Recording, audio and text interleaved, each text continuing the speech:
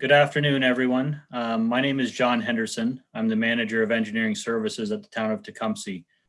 First, I'd like to thank all of you for taking time out of your busy days to join the Public Information Center regarding the town shoreline management study. Public consultation is going to be a very important part of this study. And in total, we're planning 3 of these public information centers. This meeting will also be placed on will be recorded and placed on the town website. For those who are not able to view it now, we'll have the opportunity to look at the website and view the presentation at a later time. Questions can also be submitted following this presentation, as well as online if you view it after the fact. As I'm sure you're all aware, the record high levels are providing an ongoing threat of flooding to many shoreline communities throughout the province, and they've highlighted the risks of having homes and properties built along the shorelines. The town of Tecumseh is very much aware of these risks. Following flood events that occurred in 2016 and 17 as a result of major rain events, the town of Tecumseh prepared a flood mitigation strategy in 2018. This plan contains 18 strategies to reduce the threat of flooding in the town, which also included the completion of a shoreline management plan. In order to fully understand the vulnerabilities to flooding and the potential mitigation measures to deal with that flooding, a complete review of the town's shoreline is required. Tecumseh is somewhat unique when it comes to flooding. We have the obvious shoreline properties which have the potential to be damaged by lake flooding, but we also have a low-lying area in behind those shoreline properties. And that area extends from the Lake St. Clair shoreline back to the Via Rail tracks. As a result, the study area for this project extends from the Lake St. Clair shoreline southerly to the Via Rail tracks and from the Tecumseh-Windsor border easterly to Pike Creek. Based on the concerns that we have with flooding in the town of Tecumseh, Town Council authorized administration to proceed with a shoreline management plan in 2020. This plan was originally planned to start a bit earlier this year. However, due to the COVID-19 pandemic, it did get postponed. So we're a little late in starting from our earlier schedule. However, we are in full gear now, and with the ability to do public virtual PIC meetings like this, it's allowing us to proceed, and we anticipate the project to be about a 1-year project, and anticipate it to be finishing up next summer to early fall. Based on this, the town has retained Zuzik Inc. to undertake the shoreline management study. Zuzik Inc. specializes in flood and erosion studies, hazard mapping, risk analysis, as well as climate change adaptation planning and resilience. Staff from Zuzik Inc. have a long history of undertaking shoreline studies in the Essex County area, dating back to the late 1990s. Most recently, Zuzik Inc. has undertaken studies for the town of Lakeshore and the municipalities of Leamington and Chatham-Kent. As part of the study team, Zuzik Inc. has also retained the services of SJL Engineering Inc. for coastal engineering services, and Foresight Management Consulting for community engagement and meeting facilitation. These representatives are going to be part of this Public Information Center presentation today, and they include Peter Zuzik from Zuzik Inc. Peter, if you could just raise your hand. Peter's the project manager for the project. Seth Logan from SJL Engineering. Seth is the lead project coastal engineer, and Dr. Janice Forsyth from Foresight Management Consulting, and Janice is the lead project facilitator. In addition, for this meeting, our panel also includes Phil Bartnick, the Director of Public Works and Environmental Services from the town of Tecumseh, and Brian Hillman, the Director of Planning and Building Services from the town of Tecumseh. And with that, I've introduced our panelists. I would now hand it over to Dr. Forsyth to continue with the presentation. Thank you, John. And I think we can start the slides now, Pete. That'll be a good reminder of our panel today, our study team. And I think we can look just again at the map of the study area John gave us. And that's the red area that's hatched there. That gives you just a visual of the study area. So that's the area we'll be discussing today around the shoreline management plan. And so today, what I'd like to do is just welcome you and thank all of you for registering for today's Public Information Center. Your input's really important, and we really value your input. The study team is committed to working closely with the community, and we really want to hear from you.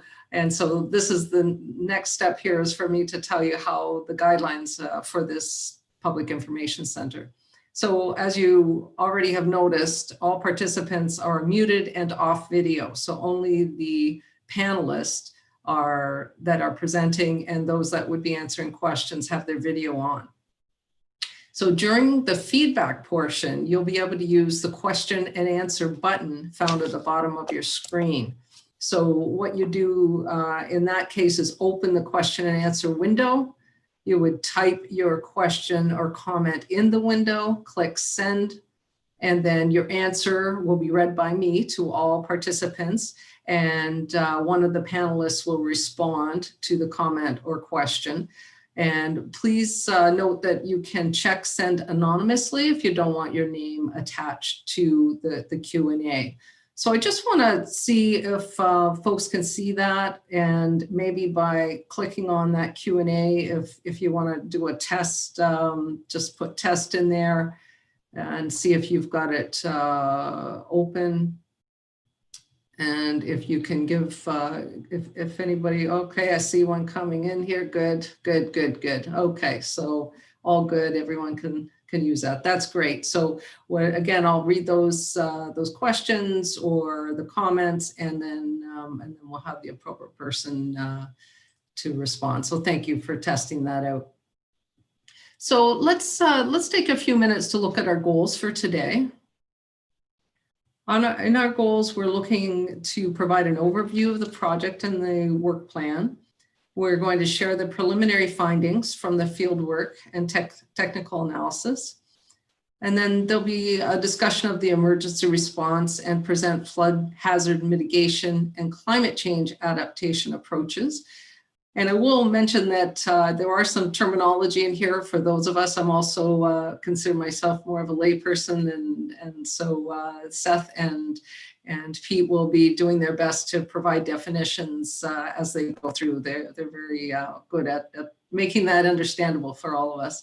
And then finally, the most important again is gathering feedback from attendees on the local conditions. And so we really want to emphasize that community engagement, how important that is to this study.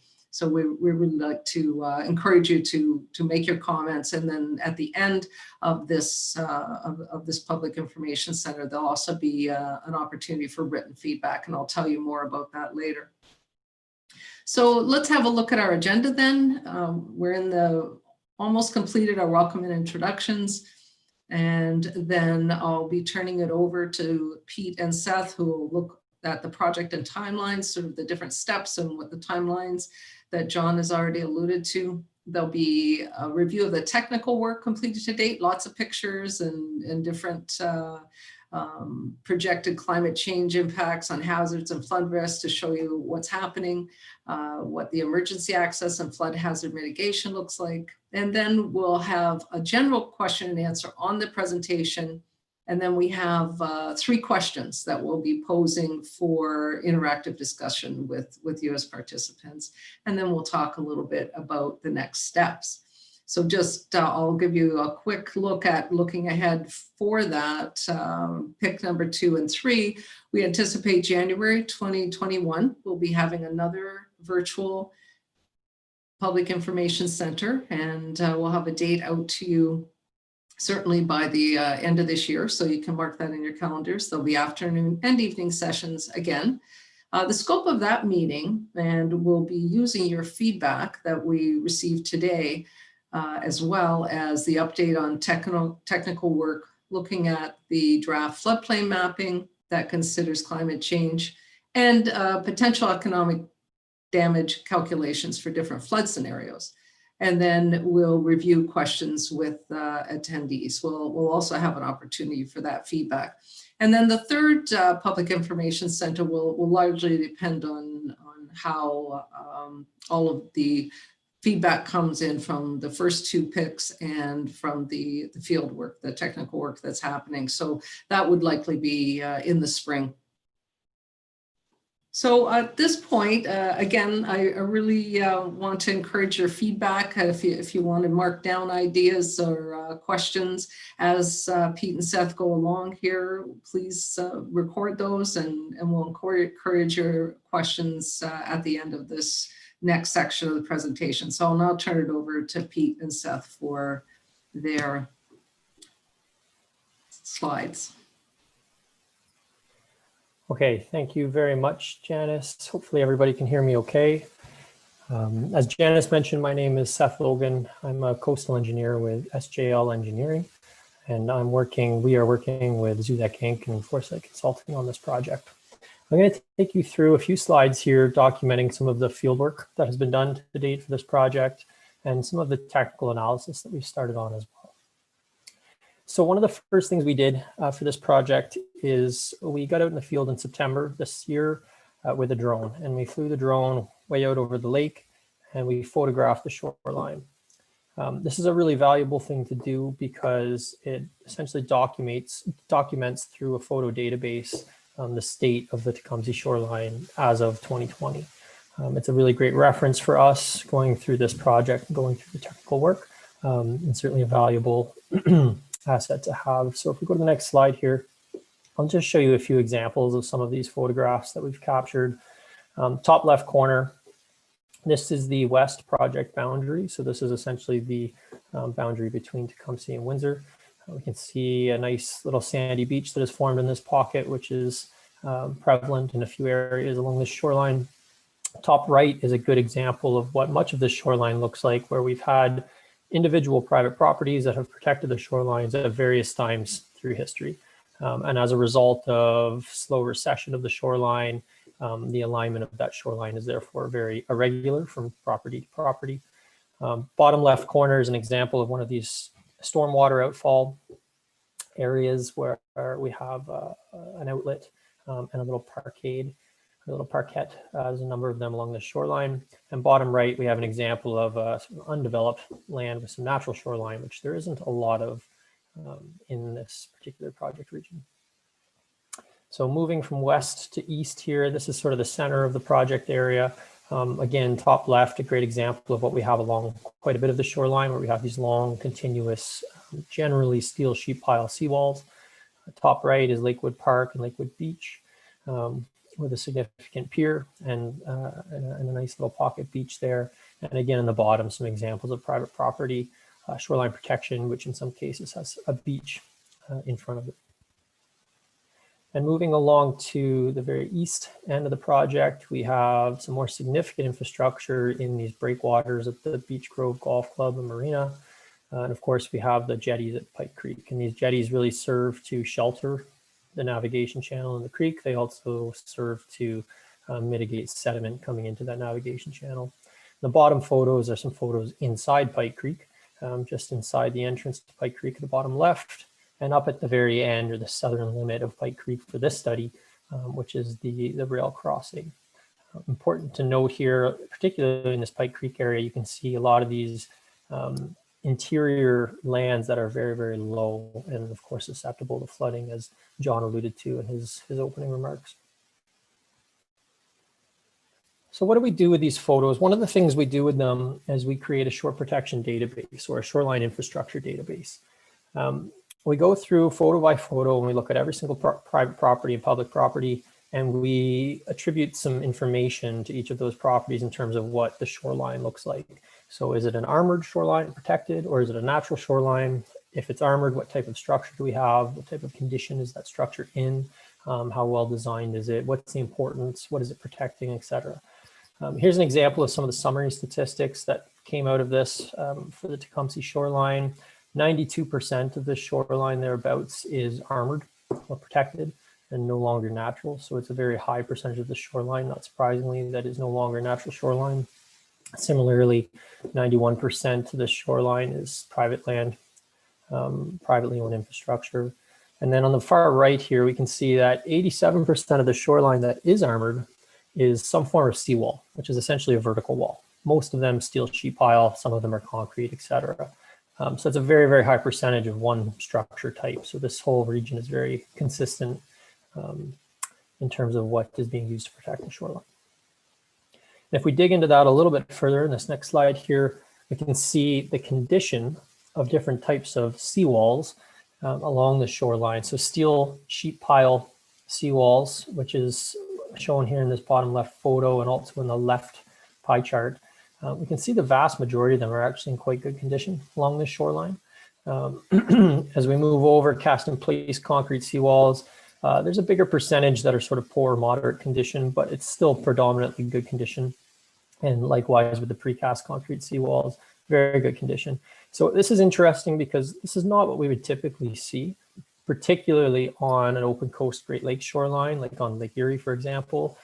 Typically, we see a lot of infrastructure that's aging and is in very poor condition, is deteriorated. In this case, most of the shoreline infrastructure, not all, but most of it is actually in fairly good condition. That's a testament to the quality of the build, but it's also a testament to the fact that there's a lot lower wave exposure and ice exposure on the shoreline than we would see in a lot of other areas, for example, on the Great Lakes. So that's a good thing. Another piece of field work that we did for this study early on was a bathymetric survey. Now, what this is essentially mapping lake bed elevations, or you can think of it as depths, mapping depths in the nearshore area. So you can see in the top left photo here, we put along the shoreline in a boat that's outfit with some equipment. On the bottom left corner here, we can see some of the a map view of the track that the boat is following. And adjacent to that photo, we can actually see what the image looks like that the sonar is picking up. It essentially gives us a nice map of the substrate. So what the lake bed is made of, we can see rock, we can see sand, we can see infrastructure. So it's very useful. And the main thing that we use this for, that we get out of this, is shown in this plot on the right. And this is an example of a cross section through one of these shore perpendicular transects or lines where we mapped the lake bed elevation. So this is a cross section where you can see the lake bed elevation in brown, getting shallower and shallower towards the shoreline. The 100-year water level is the blue line here, just for reference. So you can pick up the depth between the blue line and the brown line. The green is the shoreline topography, so the shoreline elevations. And that information comes from provincially flown LiDAR data. LiDAR, which stands for light detection and ranging. It's a way that they can map elevations from an airplane. So we have that data for this entire shoreline as well. Very useful for a number of the technical things that we're going to do, which I'll talk about in a few minutes. This is an overview of that bathymetric lake bed elevation survey. So this is all of the areas we went with the boat, and it's color coded here with depth. So the blue shades are the deepest areas, and obviously the yellow and orange shades near the shoreline are the shallower areas. So from this, we can get a nice picture of the depths all along this stretch of shoreline. So that covers our lake bed elevations. And as I mentioned, we have this LiDAR data for elevations on the shoreline and on the land, but the LiDAR is not high enough resolution to pick up things like the elevation of the top of a coastal structure, for example. So what we did is we had a survey crew go out there and actually physically survey the elevations all along these coastal structures, all along these steel sheet pile walls, both along the crest of the walls, but also at the toe of the wall, the lake bed elevation, so we can get an idea of what the depth is right in front of these structures. So you can see that, that data here shown on this map.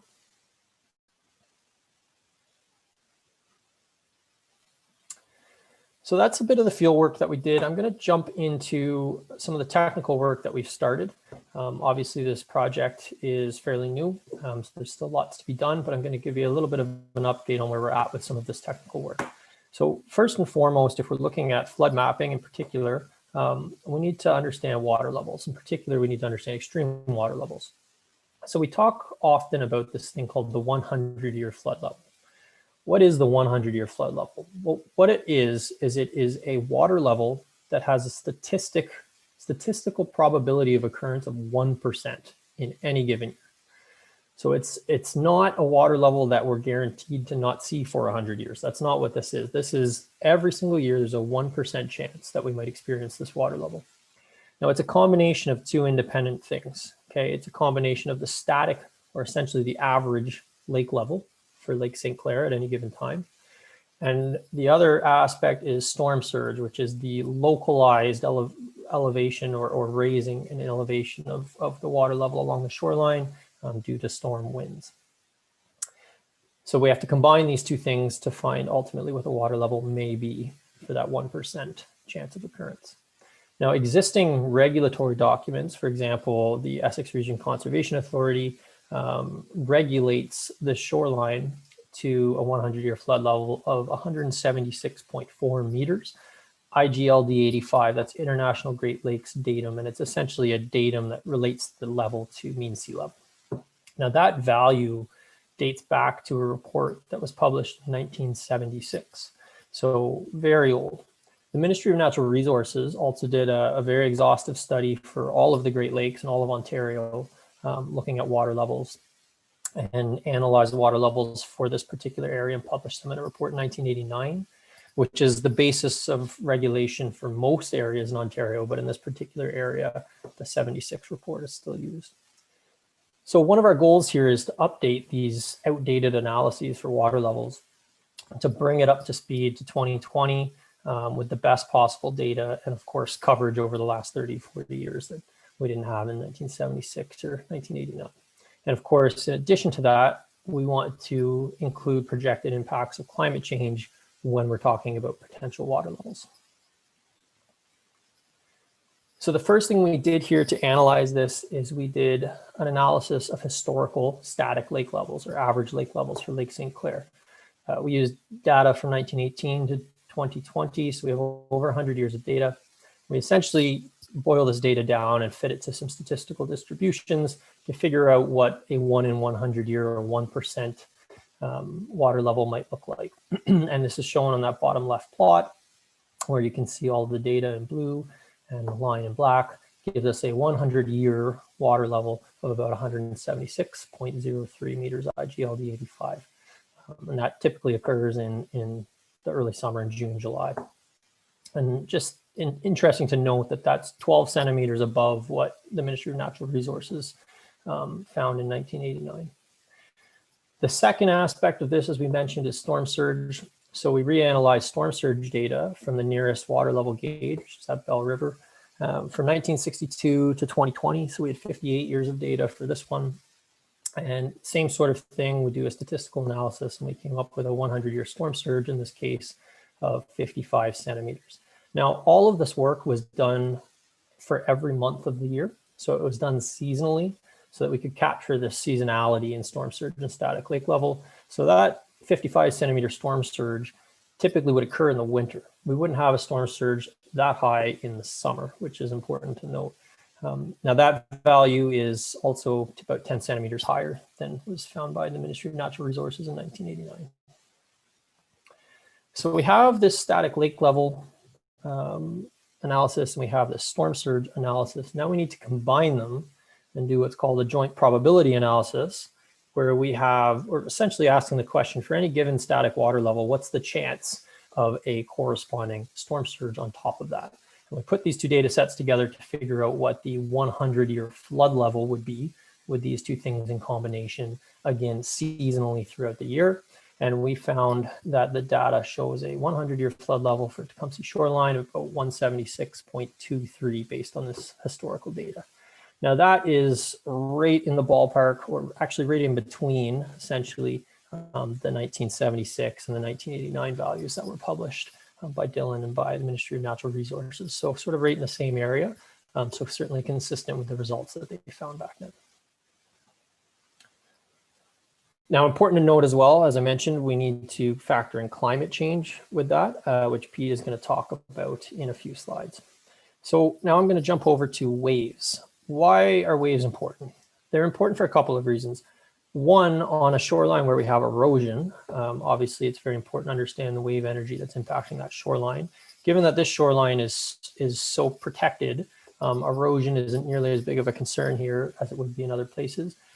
However, waves also contribute to flooding in this case, because as waves impact the shoreline, those waves, particularly if there's coastal infrastructure, they will overtop that coastal infrastructure and contribute to flooding. So we need to understand what kind of waves we have along the shoreline. Unfortunately, there is no long-term wave data for Lake St. Clair. So we have to generate it ourselves. So we do that by looking at wind. We have lots of wind data. We have wind data at Windsor Airport from 1953 to 2014. We also have some limited wind data at Bell River Weather Station at the Bell River Marina from 1994 to 2005. So we take that data and we do a very similar analysis to what we just did with the water levels to look at what would be a large wind event that would have a probability of 1 in 100 years, for example. You can see from this plot here that it gives you a wind speed, a sustained wind speed of about 90 kilometers per hour for this region.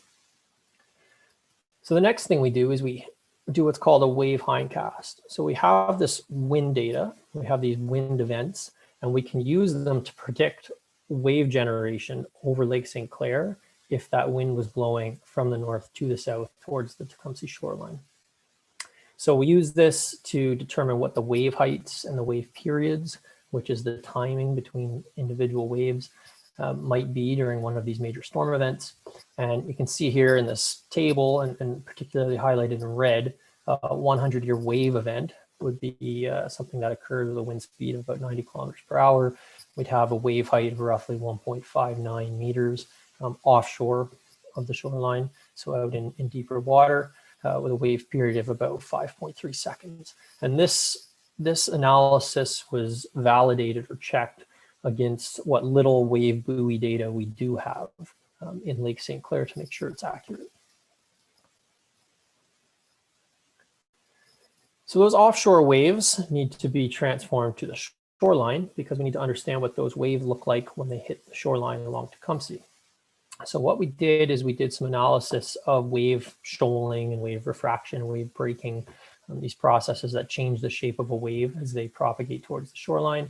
And we did it along each of these lake bed elevation profiles that I already showed you. So you can see them in this graphic in the bottom right here. There's 18 profiles where we have the waves propagating along that profile.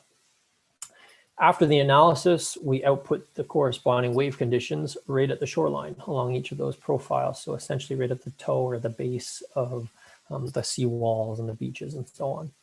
And I won't go into it in this presentation because we're still working on it, but what we then do with that wave information is we use it to determine how much water or how much wave overtopping would come over those structures in these big storm events, contributing to coastal flooding. So that's one of the things we'll use it for. And another thing we use it for is to help us develop concepts to mitigate flooding risk and erosion risk along the shoreline, including making recommendations for shoreline protection structures and how they can be maintained and upgraded and so on into the future. So that's what we really use the wave information for. And as I said, there will be more on that in the next Public Information Center as we continue to go down the road here with the technical work. And with that said, I'm going to pass it over to Pete to carry on with the next portion of the presentation. All right, thank you, Seth and Janice and John. So great background information so far. And I'm going to take us to the end of the technical slides here and start with some information on the projected impacts of climate change and what we need to do as far as integrating that information into the study.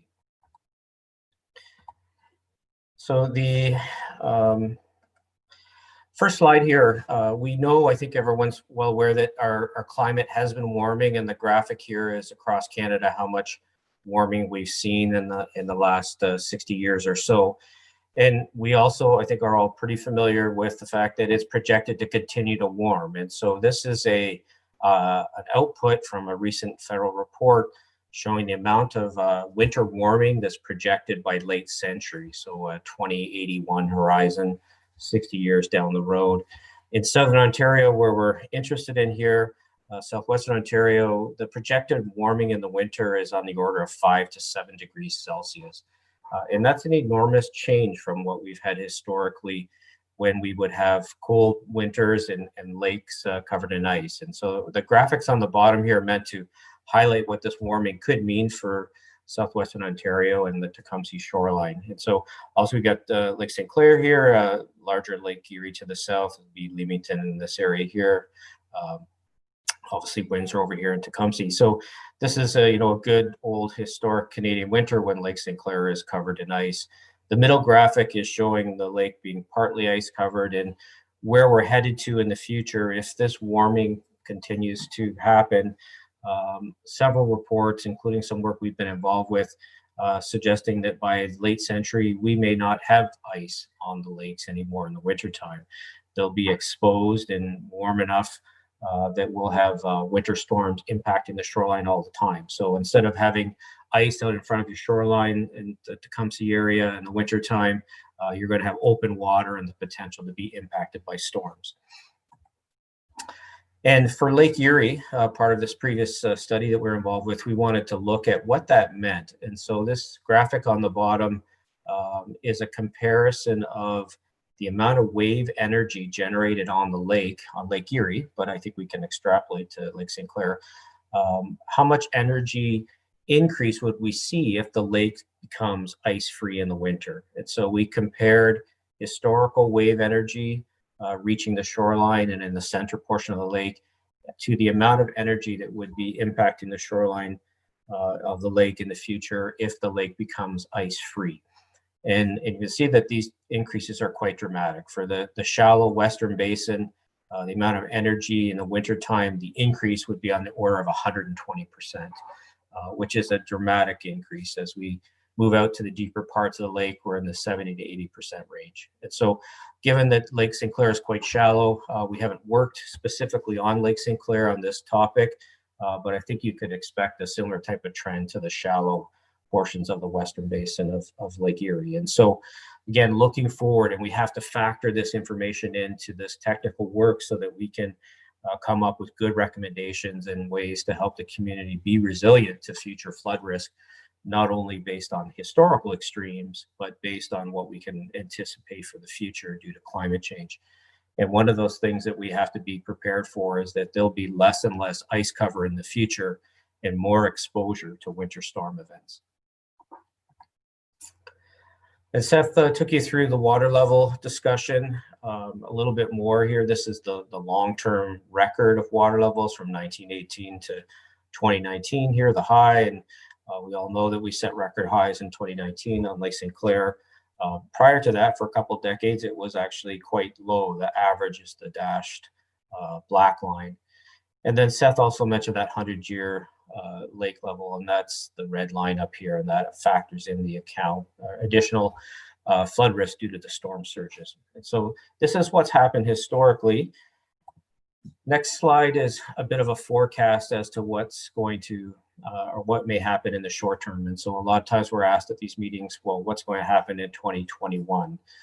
And the short answer is no one knows exactly, but we can start to have some projections moving forward. So this graph comes from Environment Canada. We have 2019, 2020, and then some projections for 2021. This dashed red line is the long-term average. So all of that data from 1918 to present averaged, and you can see that the lake goes through its lows in the winter. It starts to climb in the spring, peaks in June and July and fall. So that's the historical average. Of course, we haven't been anywhere near that lately. Last couple of years, starting in 2019, we hit a record in July on Lake St. Clair, stayed quite high throughout the winter. We set new records this spring for the springtime.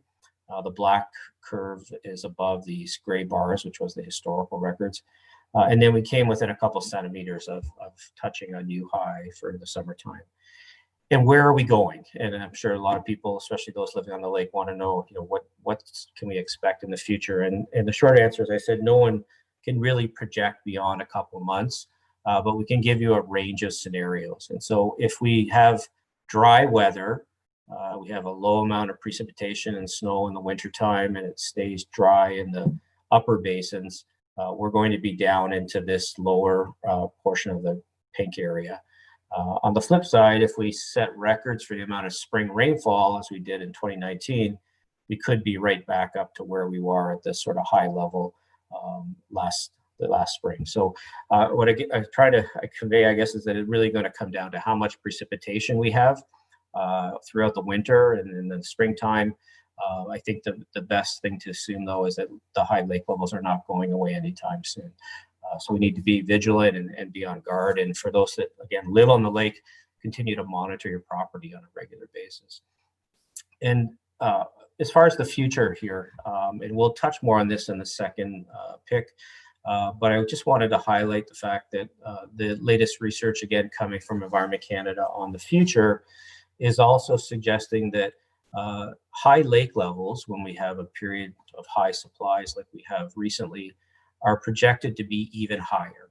So if we take ourselves down the road a couple decades, when we get into these very wet conditions like 2019, the best research we have to follow is suggesting that these lake levels could be even higher than what we recorded in 2019 and 2020 in the summertime. And that's really important information. It's not great news, but really important information for us to synthesize and analyze and use in this shoreline management plan study to help the community deal with the future risks. And of course, we'll talk a lot more about that at the second pick. All right, one of the other things too, just want to touch on, John mentioned some work that's been previously done on interior flood risk, and this is work done by Dylan in 2019, looked quite extensively at interior rainfall events. Of course, we're focused more along the coastline on this study as highlighted. But the other thing we're going to do, which has not been studied before, is the potential impact to have both a rainfall event and a coastal storm at the same time. And again, this is us being diligent, the town wanting to do a very rigorous study and look at all possible scenarios so that as you move forward and plan for your infrastructure upgrades, you make sure that you've thought about all the potential sequences of risk and storms that could happen. And so we'll not only be looking at coastal flooding in detail, and Seth started to explain to you how some of that will be done, but we'll also be looking at the occurrence of a large coastal storm and a rainfall event at the same time to look at that worst case scenario and how your infrastructure, like your pump stations, are going to operate and sustain that type of pressure. And of course, put a climate change lens on that as well, knowing that the research is suggesting that it's going to rain more intensely in the future. Okay, so moving gears a little bit here to some of the risk assessment work and the flood hazard mapping and the mitigation. And so there's a whole bunch of work going on that we'll be sharing with you soon. And one of the outputs will come out of that will be updated hazard mapping, and the little thumbnail image here that's purposely not very readable. This is from your neighbors over in Lakeshore. So we're working in that community as well and looking to map the extent of the flooding in that community, and we'll be generating similar maps in Tecumseh as well. One of the things that we're doing with respect to the risk, and you can see the geography that we talked about here, everything north of the VIA line, each one of these black boxes is a property parcel database. And so Kevin at the company here has been focused extensively on this task of building up information on the attributes of each one of these property parcels. So we're looking not just at flood risk across the community, but we're actually looking at those risks and we'll be calculating potential economic damages at individual properties, which is a very fine scale. In order to do that, we have to build up information on the land elevations at each of these properties, types of buildings, whether they're commercial, residential, institutional, etc. And so this is another one of those tasks that's ongoing, and there's many thousands of parcels here that we are working on to develop information. A couple of the pictures here just to give you some sense of what we're up to and how rigorous this is.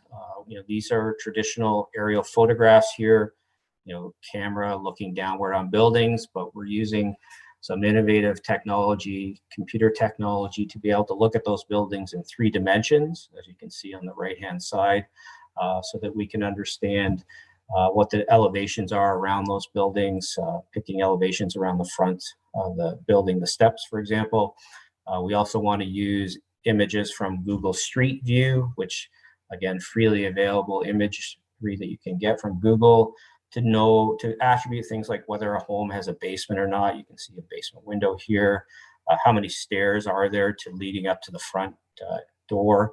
Ultimately, all that will lead us to information about, gather information about what the elevation is of the first floor to support the flood risk analysis. And how does that play out in this? Again, just a quick snapshot as to where we're going with this. A couple graphics here. We'll look at two types of risks of flooding.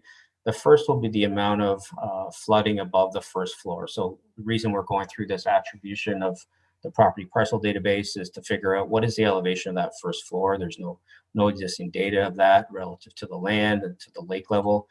And as the potential flood or this hypothetical flood increases up the elevation above the main floor, we have increasing amounts of damage.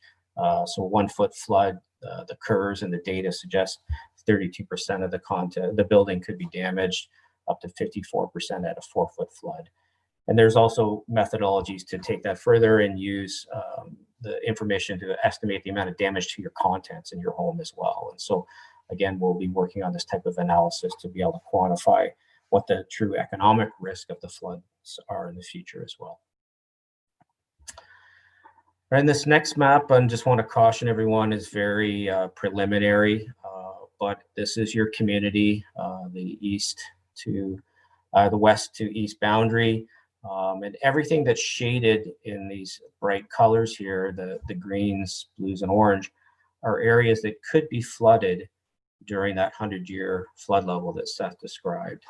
Now, again, a couple caveats, really important caveats here before anyone gets too panicked. This is very early on preliminary work. For this interior flooding to happen, we are also assuming that the water can flow freely from the lake into the interior. So we don't know if that can happen yet. That's part of our analysis. And one of the reasons we did all that extensive surveying along the lake, including the elevation of every shoreline protection structure, as Seth showed you, is to be able to evaluate in great detail, is there in fact a flood pathway for these lake waters to move inland? And so this is a big part of what we're working on right now, but just to sort of highlight what all this means, if you're not shaded at all in any of these bright colors, you're above the 100-year flood. Areas that are green, you could have up to 0.5 meter of flood waters on your property during a 100-year flood. Blue, it's a bit more, up to 1 meter, up to 2 meters for the orange colors. So there are some pockets here where it's quite low, but we also have to, again, a lot more work to do to figure out, can the lake waters reach these areas, and also what happens during that combined rainfall and coastal flood at the same time. And a couple times Janice mentioned emergency access, and we've got a lot of work to do on that still, but I think you can see, especially in the central portion here, a lot of these areas are relatively safe from the flood, but the roads are underwater. And so this is something we'll continue to work on and work with John and Phil's team to understand what the true risk there is to your road infrastructure, because during a flood, of course, you want to be able to have emergency vehicles moving around to help people in need. So that's, again, a part of the analysis that's still ongoing. All right, and I'm getting close to being done here, and I want to take you through, again, a bit of a glimpse into the future so you know where we're going with this and why we're doing all this. And one of those reasons, of course, is to help and work with the community to understand, how can we adapt? How can we deal with this high risk of flooding in Tecumseh to have a more resilient and safer community? And there's lots of ways to do this. We're going to take you through some examples on the next couple slides. And one of the things that we hope to continue to do is work with the community very carefully to get your feedback and co-develop or co-create these adaptation options together. And so one of the things we're doing in this study and others is really stepping back and saying, well, what are my options? And they're commonly broken into these 4 categories.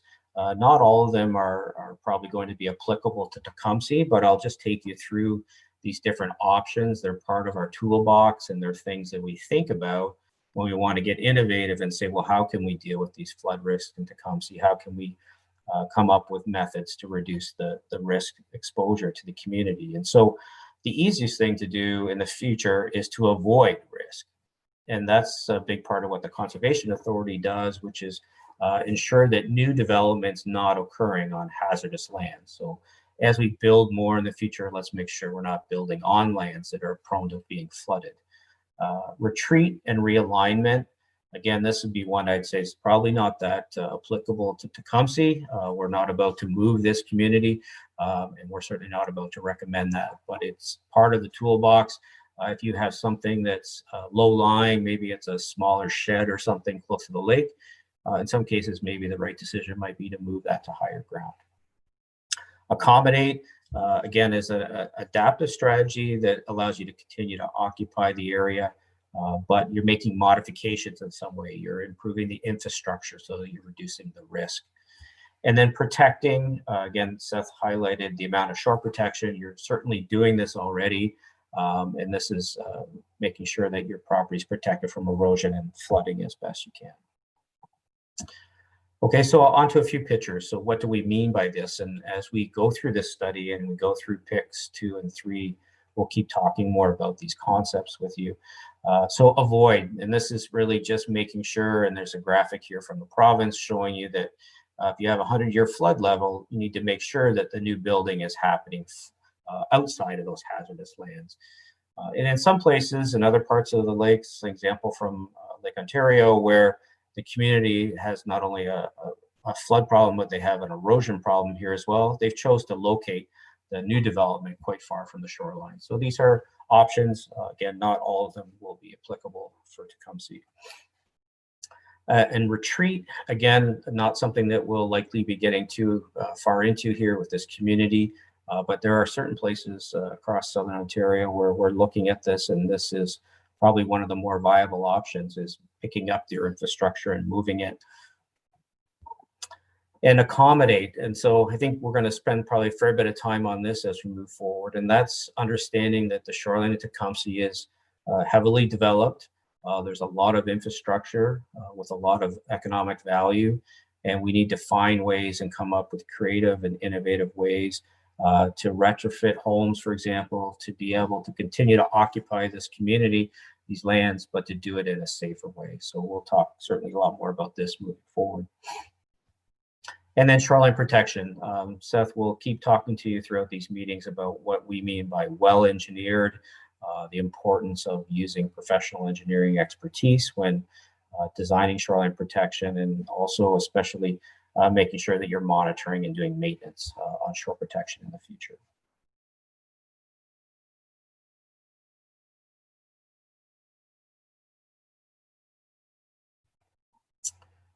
So I think, Janice, with that, that's the end of my slides. We'll, from what I've shared today, this is really just the beginning of putting these ideas and this information out with the community, and we'll talk a lot more about that in the coming meetings. And so I'll pass it back to you, Janice, to take the community through the rest of the meeting. Thanks, Pete, and thanks, Seth.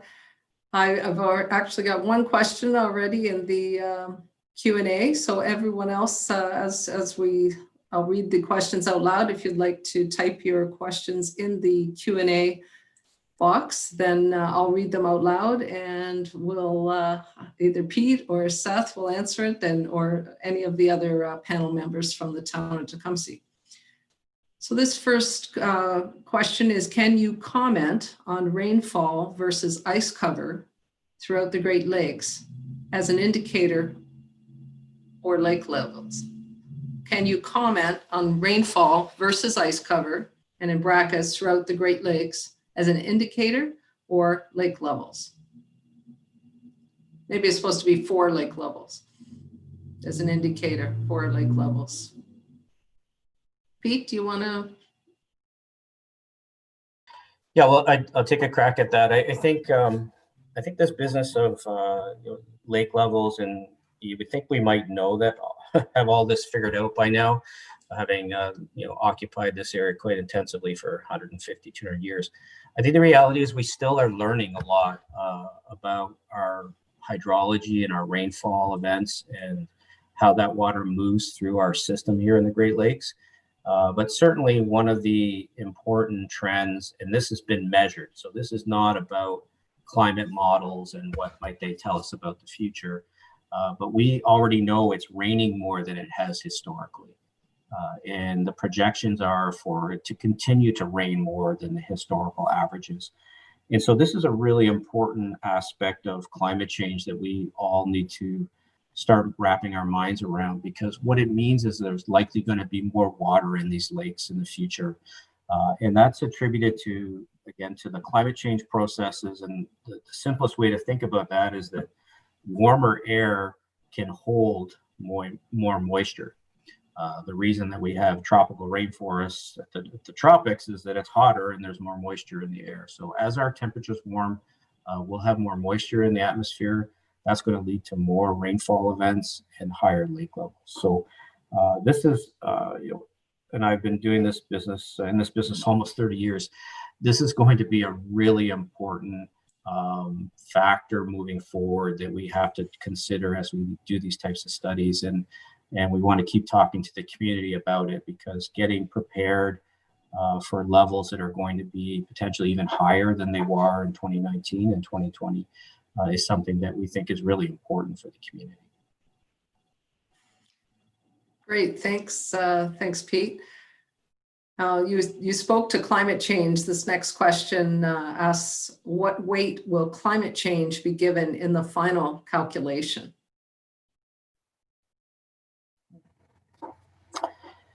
Well,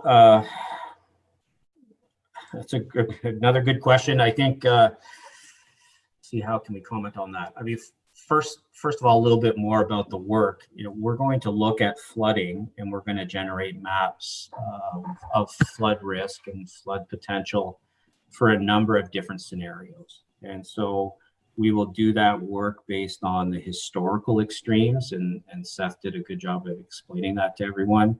We'll also rerun our models and look at the potential impacts of flooding for the future due to climate change.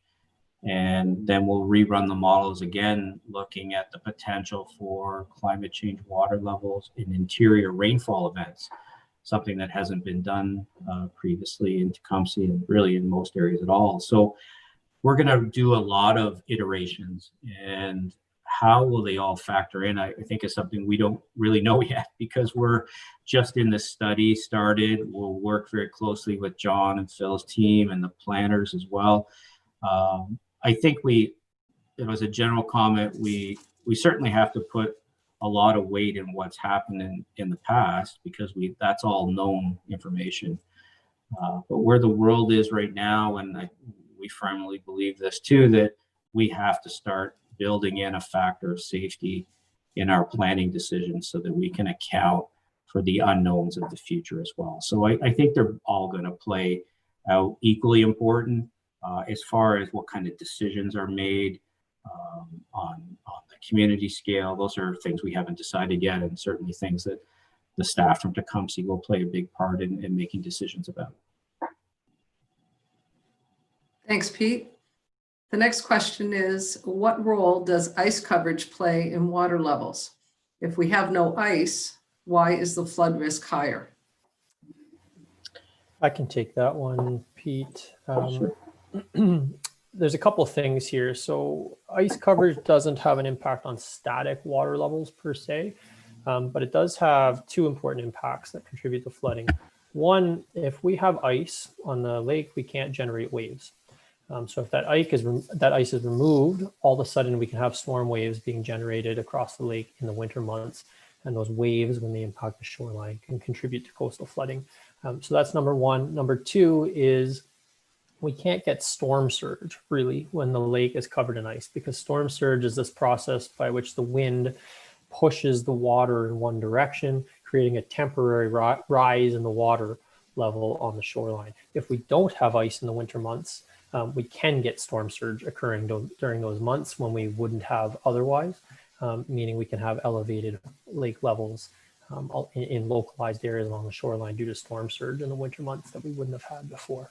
So those are the two, I guess, main reasons why ice coverage and the potential loss of ice coverage in the future due to climate change has an impact on coastal flooding. Thanks, Seth. The next question is, will a higher design water level elevation be recommended? Yeah, well, I think that's possible, and but it's too early to tell to make that decision. But I can say that that's definitely something that may come out as a possible recommendation. And if I was personally a landowner in Tecumseh or anywhere else in the Great Lakes, I would be looking to the future very carefully. So that's a possible outcome, but we haven't. We're nowhere near making that decision yet, and there'll be a lot of conversations with the town and the Conservation Authority and the study team to ultimately make those decisions. Okay, thanks, Pete. The next question is, municipal infrastructure the highest opportunity for mitigating the described risks of coastal flooding, or are changes to our existing private lands a significant part of a solution? I can read that again. It's a bit longer. Is municipal infrastructure the highest opportunity for mitigating the described risks of coastal flooding, or are changes to our existing private lands a significant part of a solution? I can take a crack at that. It's a great question. I think the simple answer is we don't know yet. I think they're both opportunities. There's certainly opportunities from a municipal perspective, and there's certainly opportunities from a private property perspective for mitigating risk. Which ones will be the most efficient or the best at mitigating that risk, we will determine as we go through the course of this study. We're still at the very beginning, more or less, of some of this technical work. But that's one of the things that will come out of it, will be both from a municipal perspective, but also from a private property perspective. What can we do and what options make the most sense? And those discussions will be not just from us, but also in conversation with the town, with John's group, and also through the feedback we're getting from these public information centers. Okay, thank you, Seth. Is the water level controlled downstream at all, or is that an urban legend? I'll take that. That's an urban legend. So on Lake St. Clair, there's nothing that controls the level of Lake St. Clair. There's no controls on the Detroit River, and there is no controls on Lake Erie or the water flowing out of Lake Erie. So this part of the lake system, Lake Huron, Sarnia, down to Lake St. Clair and Erie, is all a natural system flowing based on the size of the channels, the depths of the channels, etc. So there is no way for government to control the amount of water that leaves Lake St. Clair. And so that really leaves you in a system where you have to be resilient, and you have to be able to have systems in place to deal with these extremes, because there's no valve to drain more water off the system or add more during a drought period. So it's a very good question, but you have a system where you have to be resilient and adapt to what you have, because there's no secret or magic bullet to get the water off the lake or to add more during periods of drought. Okay, thank you, Pete. What is the possibility of construction of a berm along the south side of Riverside Drive to prevent egress of floodwaters inland? This was completed by the City of Windsor on the East Riverside lands in the 1970s, which were flattened when the flood risk mitigated and became the Ganacho Trail. New large diameter storm sewers and large-sized catch basins connected to a storm water retention pond in Lakewood Park would maybe work. Would something like this be considered? So the original question, what is the possibility of construction of a berm along the south side of Riverside Drive to prevent egress of floodwaters inland?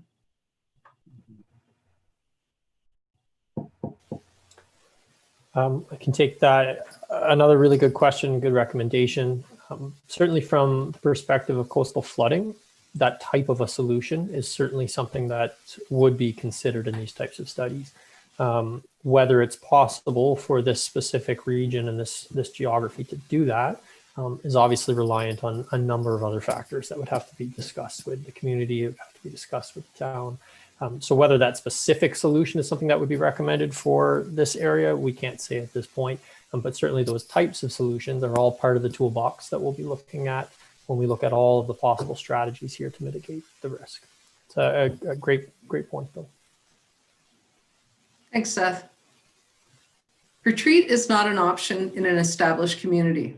Lake levels are rising and the consensus seems to be that they will continue to rise. Are there any existing viable options to mitigate potential damage, or are we at the mercy of Mother Nature? i.e., it is what it is. So are there any existing viable options to mitigate potential damage, or are we at the mercy of Mother Nature?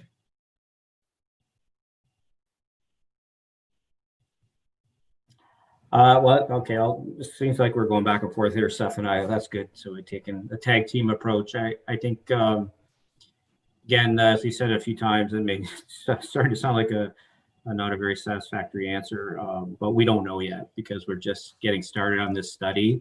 But I think the other part of this is that, of course, I tried to allude to it during the slides, we're not going to be coming up with ideas of relocating the community. So the retreat concept, I agree with the question and comment that that's not a viable option. So our job is to work with the community and the staff, Tecumseh and the Conservation Authority to come up with ideas on ways to reduce risk. I don't think we can ever make that risk go away in this community, but I'm feeling pretty confident that there will be some suggestions and ideas that we can come up with throughout this study that will help the community deal with the amount of risk exposure you have. It's not going to be easy. None of it will be free. It's all going to require investment, but there certainly will be options. And what's really important, and Janice, you stressed this at the beginning, is that we all continue to work together on this study. People come out to these meetings and share their thoughts with us as they're doing today, which is really great. Okay, thanks, Pete. And I think our last comment here is a good segue into our next group of questions. It says, thank you, great presentation. So with that, I'll close off the general Q&A and move to the next slide, which is where we'd like to just engage you with 3 questions that give us an opportunity to get your feedback and input. And we'll do this in the same format. I'll pose the question, and then if you could put your comments, and here we're looking for specific recommendations, thoughts, input that you have on what are the most important aspects of the flood risk assessment. So what's most important to you about this study? And so the study team can take that away and consider as they move into the rest of the study elements.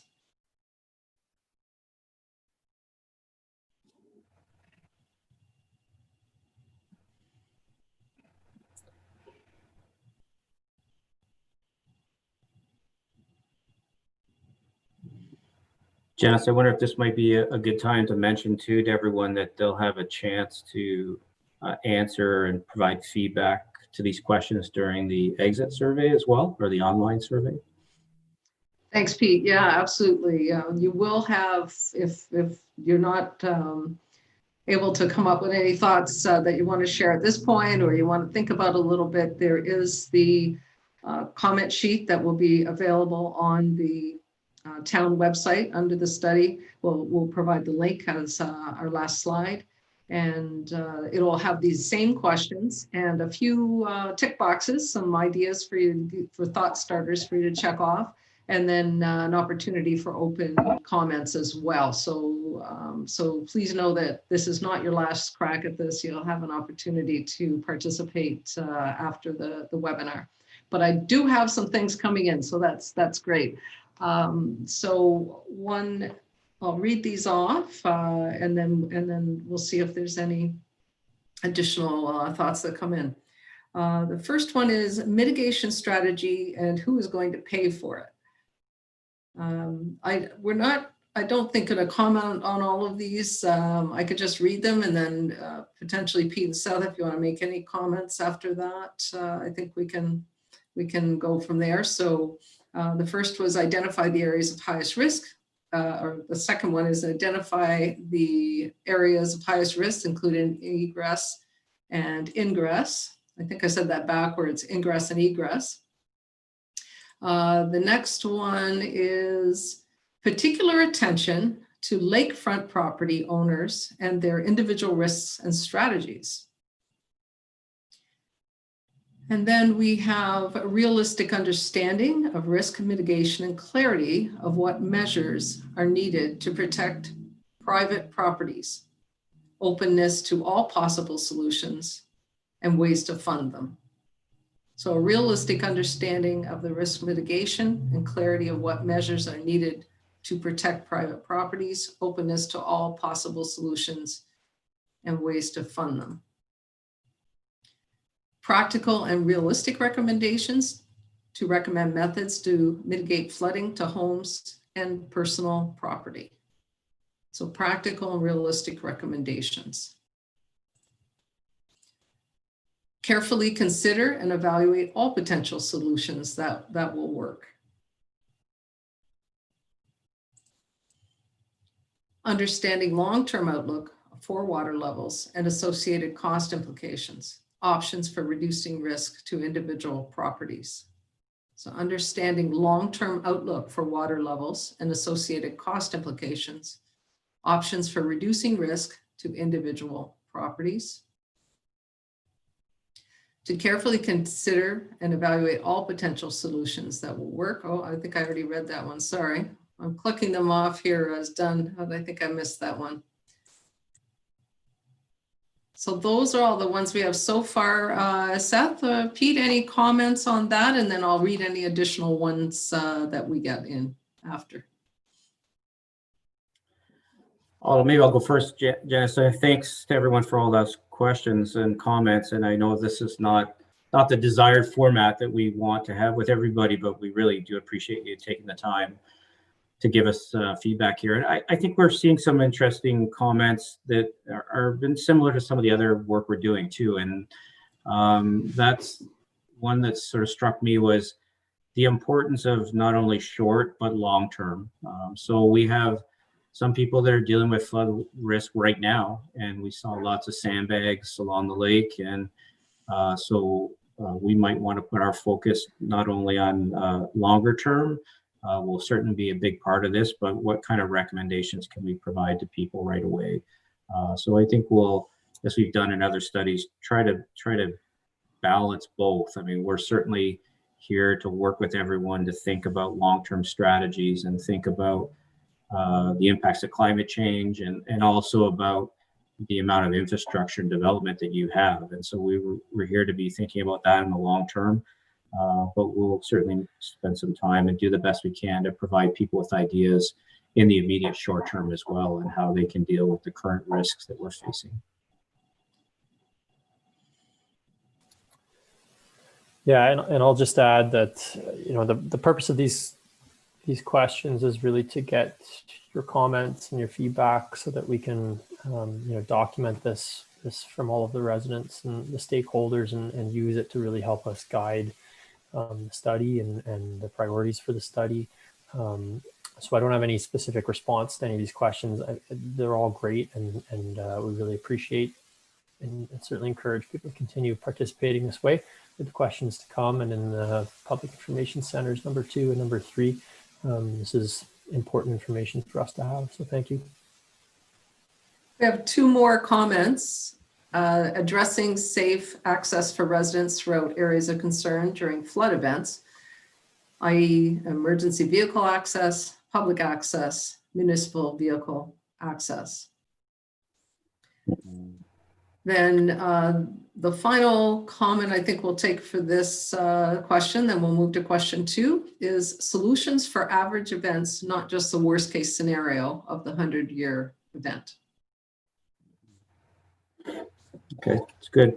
Well, let me just, on the emergency access piece, and we've talked about that today. We haven't really shown you too much, but what we've been doing in a lot of the other communities is looking at the road infrastructure and generating mapping that looks at the flood depth or the amount of water across the roads.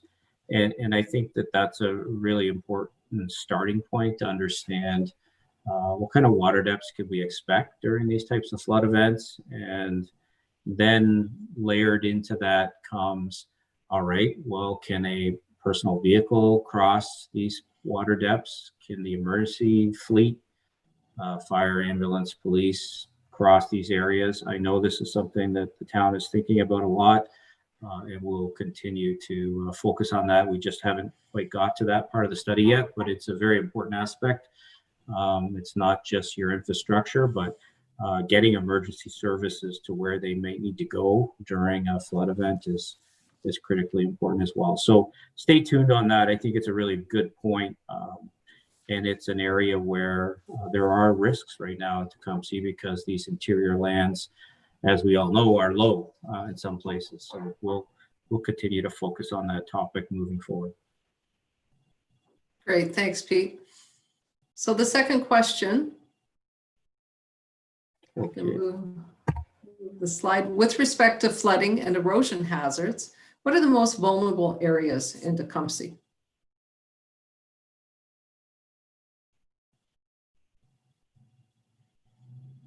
So we'll be looking for specific geographical kind of areas. Some of them were referenced in the presentation.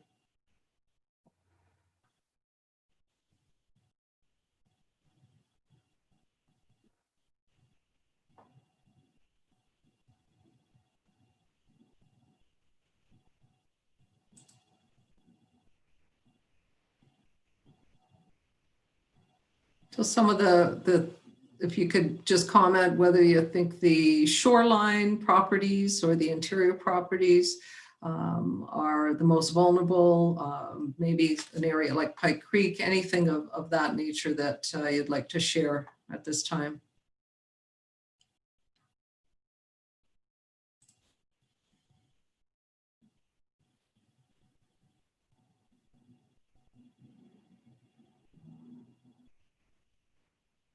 I'll just give you a couple more minutes. Otherwise,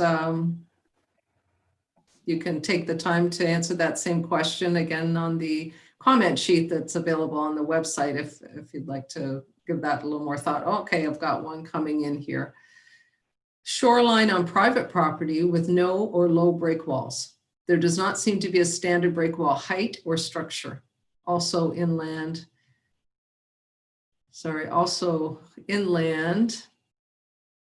if the pumping stations fail. So shoreline and private property with no or low break walls. There does not seem to be a standard break wall height or structure. Also inland if the pumping stations fail. First, Park Creek, mouth to Tecumseh Road. Second, Riverside Drive. Will the survey results be available by property address? I'll come back. Let me come back to that. The other answer is all of Riverside Drive for what are the most vulnerable areas. So let's go back to this question and I'll ask Pete or Seth to respond. Will the survey results be available by property address? Jess, I'm trying to understand the question. Is it maybe will the flood risk results be available by property? Is that if that's I'm assuming it's the survey that you're doing, the study itself. The analysis. But if not, please clarify. Yeah, so we'll try that angle. Anyways, there's a good point there. I should have mentioned it during the slides. We're spending a lot of time putting the details together for each property parcel. But when we do this analysis, we're really not, want to be clear, we're not trying to invade on people's privacy in any way. We don't keep track of the addresses in any way, and we certainly won't be reporting damages, potential flood damages by street address. That's not our intent. We're going down to that very fine scale of individual properties and buildings to do the best possible analysis. But any of the reporting that we do would certainly be aggregated up to a much higher scale. So we're not about to start making comments about individual lots. Now, that being said, and we haven't talked to John and his team about this at all, but if there's people that are concerned about their particular lot and they're interested in getting some more detailed information, it's possible we can find a way throughout the study to share that with them. But certainly in this public forum, we're not going to be talking about individual lots in any way. Thanks, Pete. Neighborhoods proximate to Riverside Drive and the first developed areas of the municipality appear to be the most vulnerable. Much of the infrastructure design remains rural in these areas and are of older design standards. Some of the Riverside properties are not occupied, and ongoing improvement may not be happening regularly. The Shoreline properties along Riverside Drive, where the owner has not taken their own action to mitigate overland flooding. The city should take appropriate measures for the sake of others and bill the landowner accordingly. And yes, please share is another comment. I think that's around sharing certainly the results, which we plan to do throughout our next public information centers. So let's move to the last Janice, question. Sure, yeah. Before we go, I just wonder if Seth might say something about the crest elevations, because I think that's an important topic. We showed you that map where we had a survey crew. It took them a month or longer. You may have seen them if you're along the lake. They were out surveying the elevation of each crest, the top of each seawall. They were categorizing lowest openings or vulnerable spots. So we have an incredibly detailed database on that information for the shoreline protection that exists. And Seth already started to show you how some of that information could be compiled. But I think we'll go further with that, and certainly making some recommendations on crest elevation will be some of the types of outputs that we can do and develop with the study. But Seth, you want to say a little bit more about that? Yeah, that's exactly right. So it's a great question, and certainly something we'll be looking at as a component of the recommendations that we're going to be making at the eventual conclusion of the study. One of the aspects will be on shoreline infrastructure, what the best way to construct shoreline infrastructure is, how to maintain shoreline infrastructure, and one aspect of that is what elevation does shoreline infrastructure really need to be to do its job. To perform and to mitigate coastal flooding. So we will be doing analysis to determine that, and we'll be making the recommendations as a part of this study. And then certainly that, in conjunction with this detailed elevation data that we have, will certainly help us show where the risks are along the shorelines in terms of having crest elevations or coastal structure elevations that aren't high enough. So we will get into that, and we'll certainly be making some recommendations to that effect. Thanks, Seth and Pete. So we'll go to our final question. What are your priorities when evaluating long-term solutions to flood risks in Tecumseh? And we've already alluded to this in some of the comments we've received, and around cost and looking at sustainability. If you could just give us some comments on what you feel are the priorities for you individually. And again, this will be very helpful information as we go forward and looking at the rest of the study, and as the study team continues to evaluate the area. We'd really be interested in knowing what priorities that you have in looking at those long-term solutions.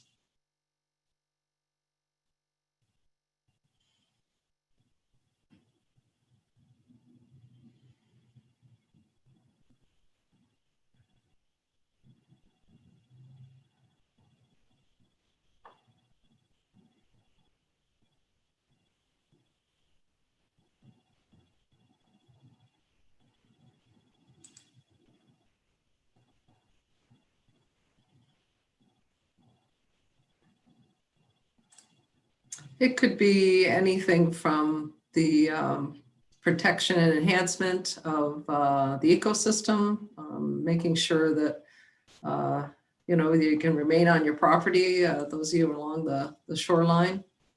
I've got one comment coming in here, effectiveness for the greatest number of properties, and then secondly, the cost.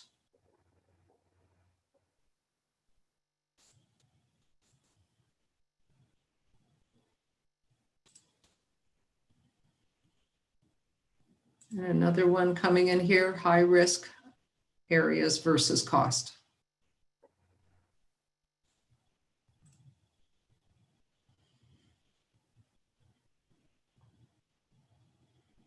I'll just give you another minute if anyone else has any comments.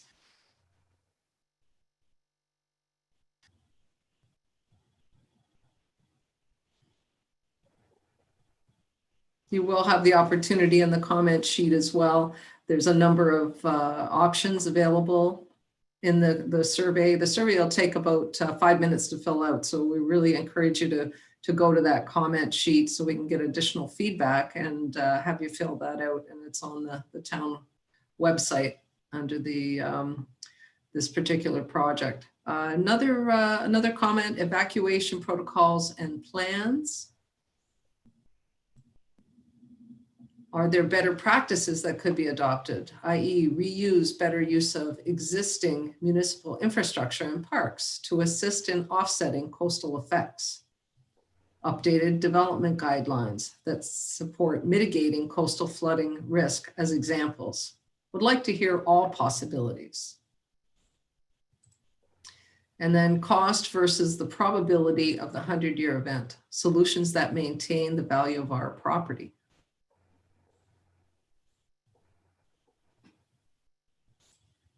Any comments, Pete or Seth, on that, those suggestions and other things you'd like to add? Well, I think it's a great start, and Janice, a lot of what we'll do next, I think, is take this feedback and digest it in the survey online. But I suspect we'll want to come back to the group in the future and talk more about priorities and criteria, which we've done in some previous work. And so I think this is a great start. We heard some really good ideas there about scale and cost and property values. Those are all really insightful things. And I think that we'll come back to this topic in subsequent meetings and continue to talk about it, because it's a really important aspect of how you decide is what your criteria are. So this has been a good start, and it's probably something that may take some more thought for people too. So as Janice has mentioned, please take the time to fill out the online questionnaire, share it with your friends as well, your neighbors. You don't have to attend the meeting here today to fill out the questionnaire. So we're looking to get feedback from as many people as we can, not just the people that were on the call here today. Seth, anything to add?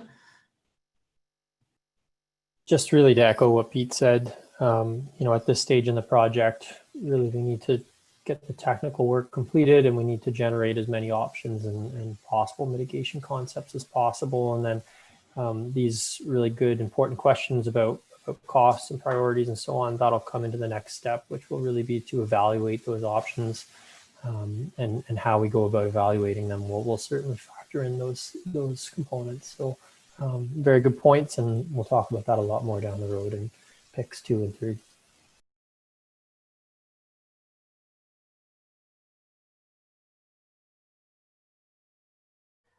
And so I think, Janice, that's the end of my slide deck, and we're ready to open up the floor for the next part of the presentation.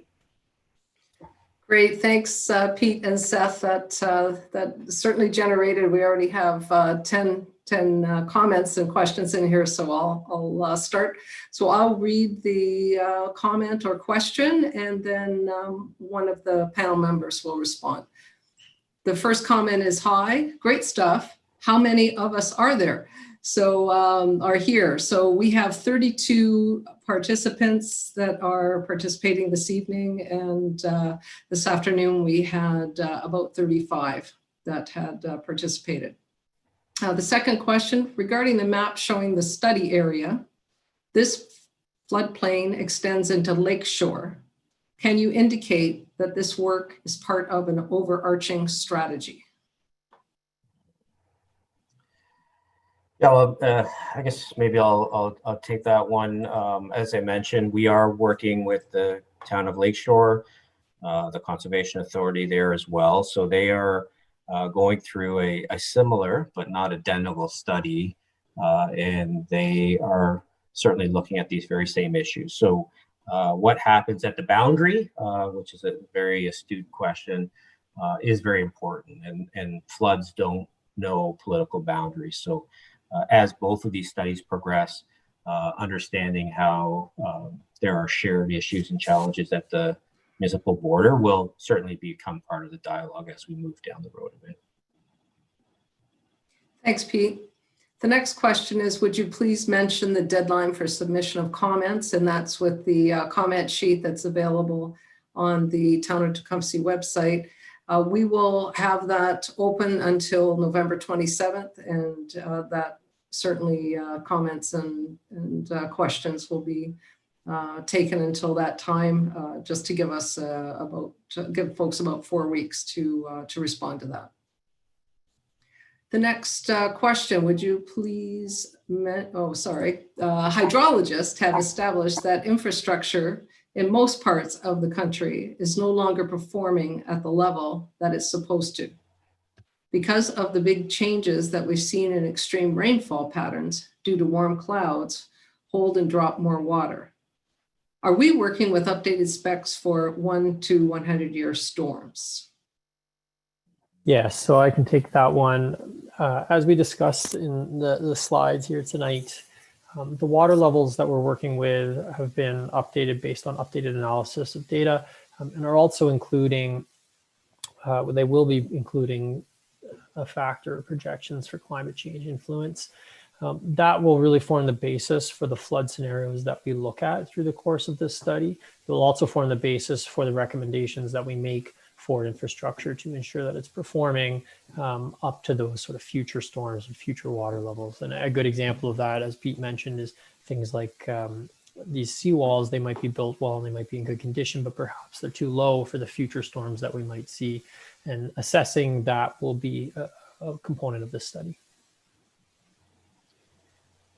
And Janice, maybe I just add, as I mentioned during the slide deck, we do have a partner here. I think there may have been someone on the line from Dillon as well. So they've just finished doing that type of study for the interior, looking at rainfall intensity and the impacts of climate change. And so we're leveraging the work that they've done, and they're part of this team, and they will be influencing the scenarios we do, particularly looking at the rainfall and the rainfall flood risk for the interior. Hey, thank you, Pete and Seth. Why are we developing high density in this flood zone plain right now when we currently have not executed a plan for existing structures?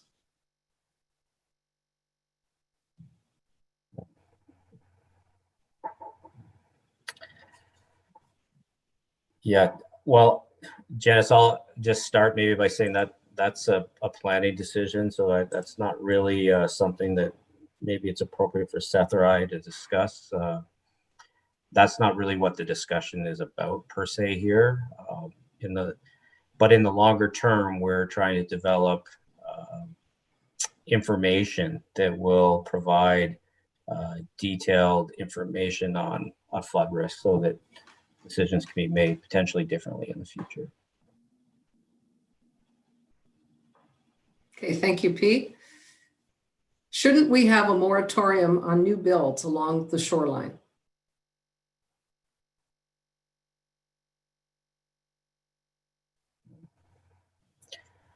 Well, Janice, that one I'm going to see if there's someone from Tecumseh that wants to tackle that one, because I feel like that's it's an interesting question, but I don't really think that's something that the consulting team is best positioned to answer.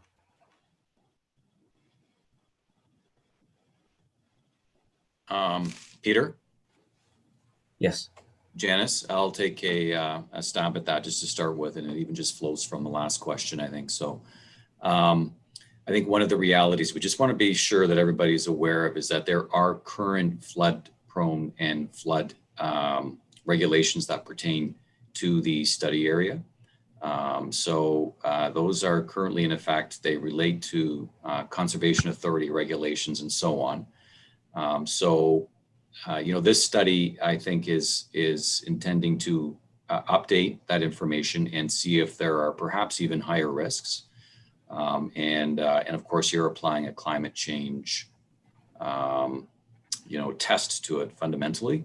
So all lands in this area, which are largely developed, are already subject to the flood-prone areas that have been identified, and the requirements that have already been put in place. So, I think the question related to on the shoreline, and fundamentally the Tecumseh shoreline, really north of the drive, is built out for all intents and purposes. But I think what's anticipated from this study is, are there changes to the regulatory environment that could affect a number of policy decisions that the town might make? But there are currently already policies and regulations in effect in this area. Thank you, Brian. The next comment and question: while precipitation runoff and climate change have effects on water levels, the increasing water level on Lake Erie since 2014 is largely due to legislation set forth by the UC, which forces the International Lake Superior Board of Control to release more water into Lake Michigan-Huron. A 2018 article by the Chicago Tribune reports, last year, the amount of water released from Lake Superior into Lakes Michigan and Huron was the highest in 32 years, end of quote. The current overflow is 330 cubic meters per second, or 87,000 gallons per second above the average. High water has been a problem many times in the past, and generally government has responded once there was sufficient public outcry. If Lake Superior cannot handle their water levels and the UC is unwilling to loosen constraints, the Long Lac diversion and Ogoki diversion, both of which were built to push water from the Hudson Bay to Lake Superior, could be throttled, blocked, or reversed to help protect the Great Lakes by reducing the overall inflow into the watercourse. The Ontario government cut back inflows from these diversions in 1952, 1973, and 1985 in reaction to public outcries in previous high water periods. So I guess less a question than a comment. Is there, Pete or Seth, did you want to further comment on that? Yeah, I can just quickly take a stab at that. So I guess the first thing I'll say is that the only Great Lake that's truly regulated to any extent is Lake Ontario. The rest of the Great Lakes are not regulated per se. The control structures that allow water in and out of Lake St. Clair and Lake Huron, from Lake Superior to Lake Huron, Lake Michigan, are largely there for shipping purposes. They're not really to regulate water levels on the Great Lakes. The only place where we have that sort of control is on Lake Ontario. The vast majority of water that comes into the system, the Great Lakes Basin, is due to precipitation. It's due to Mother Nature. It's due to the rate at which snow melts in the Great Lakes Basin, and that is out of our control. The aspects that you mentioned there are very small in the grand scheme of things. So sort of the simple answer is there is no active regulation of water levels for Lake St. Clair that can change the water levels in the future. That, even if there were, would be sort of outside of the scope of this study. I don't know if Pete, you have anything you want to add to that, but that's, I guess, sort of the short answer there. Great, thank you. Thank you, Seth. I bet many residents like myself have already done those calculations, estimations. Could residents submit that information in order to assist with your work? Yeah, well, of course, Janice, it's Pete, and there is the online questionnaire where we're asking people for feedback, and there's an open-ended comment section. So we're very interested in hearing from all the landowners that have information to share with us. And of course, we all wish we were together in a public forum in a normal environment where we could see people and shake hands and talk face to face, but we can't right now. But we certainly would encourage everybody to use the technology, the online survey that we'll send the link out to, or show the link at the end here, and provide us feedback. And we'd love to hear from everyone that has some knowledge to share with us. Great, thanks, Pete. This is more of a comment than a question. It seems like this knowledge has been lost to the general public and even IRCA, with the assumed only cause being climate change.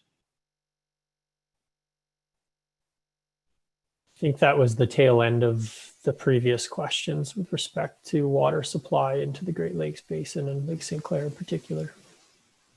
Okay, great, thank you. It came out in a separate box. I wasn't sure if it was tied to that or not. Will there eventually be financial assistance for homeowners who have to accommodate properties to comply with recommendations?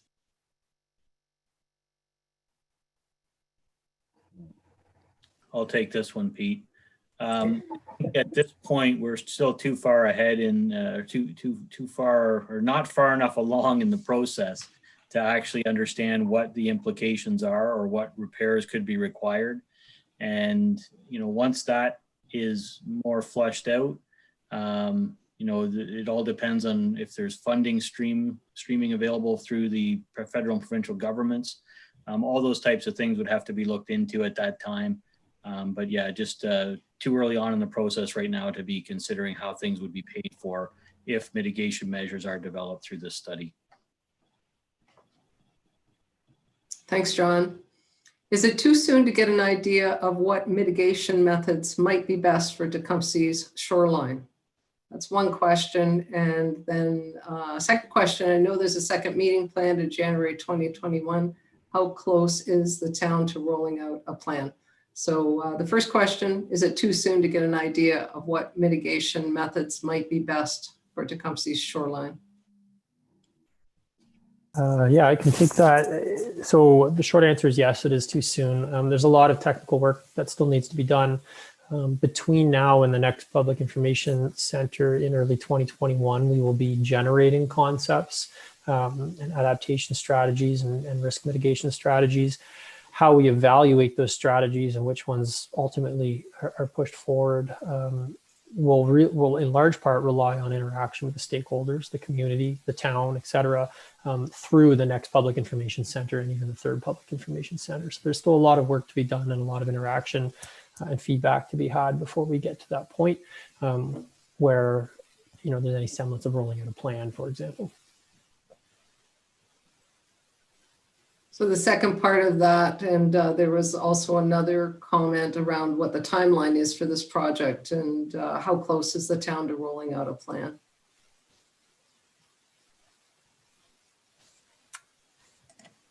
I guess the timeline for the project, we hope to have this completed by the end of summer, early fall. And yes, there is another meeting that's planned for January. But we're nowhere near rolling out a plan or anything at this point yet. Again, this is our first PIC for this project. It's an important one to gather information from the residents and assist us with moving forward to come up with plans that will be suitable to everyone to the best that we can. But yeah, we're not anywhere near being ready to put out a plan yet. Great, thanks, John. Good to mention retreat realign for long-term because adaptation in the presentation is still vulnerable. Is there room in this study to create more details on retreat aligned best practices for say 20 years?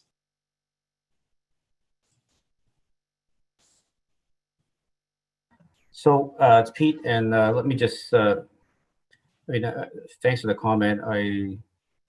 One thing we could do, maybe we'll have to post this somewhere. We were just part of a group that or a panel that helped develop a national paper on managed retreat, managed realignment in Canada. So if people are interested, we can maybe put a link up on the website somewhere. But again, I don't think this is a concept that's going to be prevalent in this part of Lake St. Clair, given the infrastructure investments we have. But there are certainly other parts of the Great Lakes where this is a very hot topic, and we're doing a number of studies that speak to this as probably the most viable or only viable option when the risks become so great. So we can provide some information on this paper that was just written with a national perspective on managed retreat across Canada. Happy to keep talking about it. But again, I don't want anyone to think that we're about to suggest that the community is going to start moving inland or anything of that nature. That's not, it's not really applicable in that sense for this community. Thanks, Pete. The next two kind of tie into each other, so I'll read them together. Will specific private break walls that are deficient or improperly installed be identified? And if at the end of the study, some private break walls are determined to be below standard to protect public infrastructure, are there any discussions on developing a funding mechanism to assist with bringing the break wall up to an acceptable level to assist with cost? I can take that one. This study, as Pete sort of mentioned earlier, although we're looking at a very high resolution property by property parcel resolution to develop the flood risk maps and the economic damage calculations and so on, we won't be presenting it or reporting it by property, for example. We won't be calling out civic addresses or anything like that. Now, having said that, the flood mapping will obviously show where we do have flood pathways. So that information to a certain extent will be sort of visible in the results, I suppose. With respect to funding, I think maybe John, I'll let Town of Tecumseh handle that part of that question. Janice, could you repeat that part of the question? Sure. I just have to go back to it here. Sorry, okay. At the end of the study, some private break walls, if they are determined to be below standard to protect public infrastructure, are there any discussions on developing a funding mechanism to assist with bringing the break wall up to acceptable level to assist with cost? Again, I think at this point in our study, it's too premature for that. There used to be funding assistance. It was called the Property Shoreline Assistance, that municipalities were able to provide money to property owners, but it was a loan. It was not, a grant or free money. That program no longer exists. It has been talked about again through many municipalities with the province to try and set something like that back up again. But to date, it hasn't been put back in place. So right now there's no funding available that I'm aware of for private and property improvements. And again, that would be subject to some future funding program through a federal or provincial agency. Great, thanks, John. Next question is, in the new official plan process under sustainability theme, for example, besides the other discussion papers, how much of this work will be leveraged or incorporated? Thanks, Janice. I'll speak to this. So the draft new official plan has a new section proposed that speaks to climate change adaptation and mitigation. And actually it references that this study is ongoing and is something that we'll have to have regard to as an ongoing issue of adaptation. So that's one section. So there is a section that speaks to this, but further in the hazard lands section of the draft new official plan, it also speaks to the fact that there are updates that were anticipated in our entire region. So we're in a two-tiered planning system here, and the County of Essex sets the policy at the upper level, and then we implement it at the local level. And the county and the Conservation Authority are also looking at the issue of updated floodplain mapping and flood zone mapping which this process that we're speaking about tonight will have some impact on. So the draft new official plan does speak to these other processes, and the reality that the plan speaks to an acknowledgement that there may need to be revised policies and revised mapping on a go-forward basis as this information becomes available and and is more fully understood. I guess the other thing to note is this is the type of information that will be vetted through other agencies such as IRCA, Ministry of Natural Resources, and so on. So there'll be sort of an ongoing collaborative process where the information is used by various bodies and the public to affect policy decisions as we go forward. But the OP in the draft version, the new OP does speak to these studies and how they may be incorporated in the future. Thanks, Brian. Charts exist that show more water leaves the Great Lakes through evaporation than that volume flowing down the St. Lawrence River. You're showing lack of ice cover in 60 years. Does this lack of ice not increase evaporation? Have you taken this evaporation in consideration in predicting the static levels?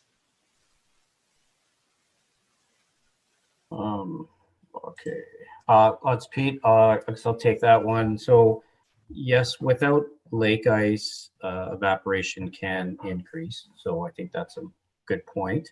So I think the comment might be tied to the fact you're saying ice cover is going to decrease, which means we're going to lose more water through evaporation in the winter. So why are you saying lake levels are going potentially going up?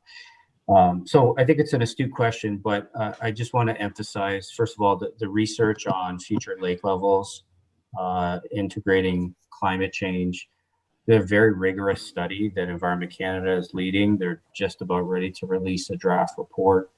And their modeling approach considers all aspects of the water budget, the water balance.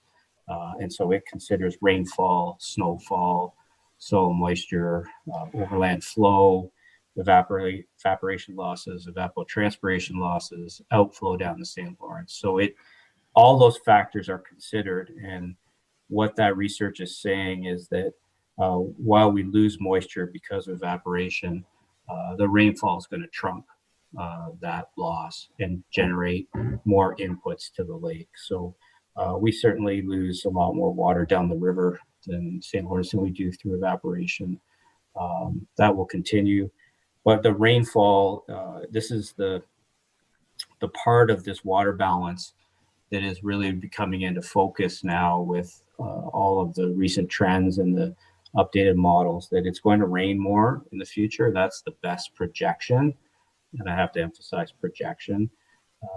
And if that does happen, that's going to trump everything else. And it's going to bring periods where the lake levels are higher than they have been in the past. And I guess just lastly, Janice, if I'm waiting for the draft just as much as others, and if it becomes available during the study, we'll make sure that this draft report is, there's a link available for those that want to take a look at it. Great, thanks, Pete. Will there be another public information center when there is a plan to present how long from this process to developing an execution of a plan?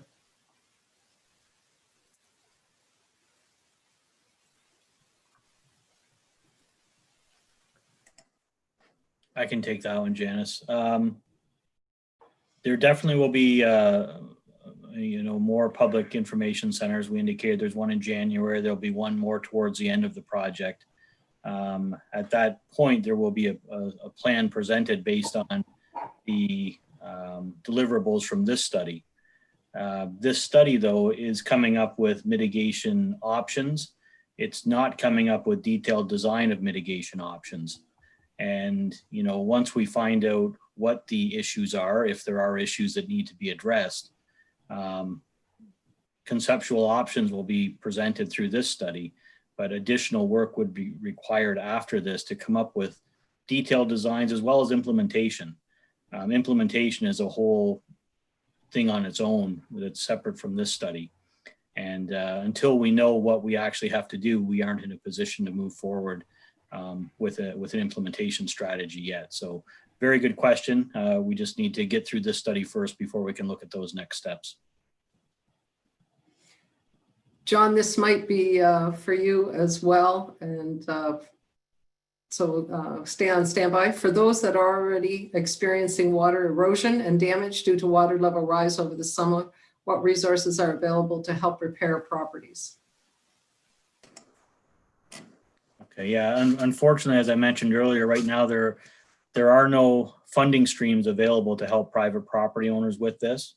Again, if there's an immediate need of protection, we still are in high lake levels, and we're in the time of the year now in the fall when we could still be getting north winds that could cause problems to low-lying properties. The town still does have a sandbag program active where property owners can get sandbags, and sand is available to fill those sandbags and build temporary protection on their properties. Again, sandbags would be considered a temporary. They're certainly not long-term. The town did do a bunch of work earlier in the spring and into early summer under an emergency order by the mayor, building berms and things along the shoreline where there were problems with low-lying properties. But that was just in the shoreline area. There are other properties, again, in the low-lying areas where people may still have concerns, and we still are offering that sandbag program. But as far as improvements to breakwalls, there is no funding that I'm aware of at this time. Thank you, John. You have referenced statistics from 1918. There are huge modifications at Niagara Falls which date to the 1950s. Have you reviewed the stats from the more modern era since the control structures have been in place, since this affects Lake Erie directly and St. Clair secondarily? I can take that one. It is true that there are significant modifications to infrastructure at Niagara Falls over the last 100 years. However, those structures are really predominantly diversion structures.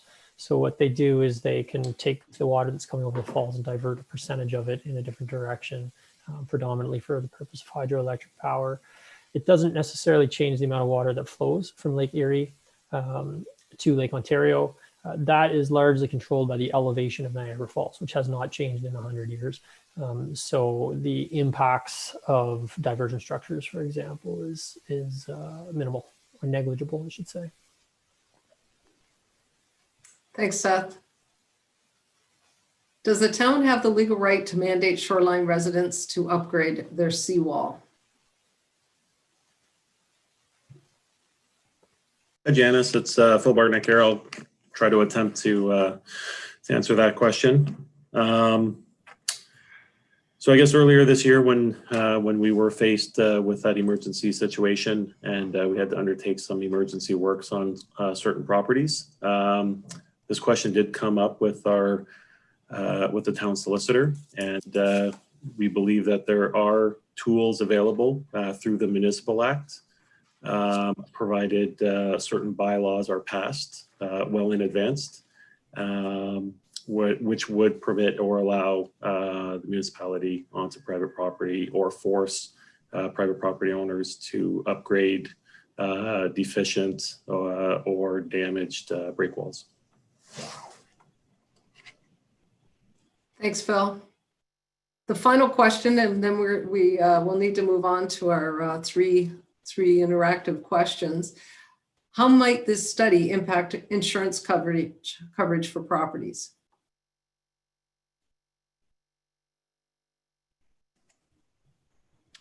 I'll take that one, Janice. I'm not really sure what the answer to that one would be. That would be something we would have to follow up on and perhaps get back to the person who proposed that question. I'm not sure what the answer is at the moment.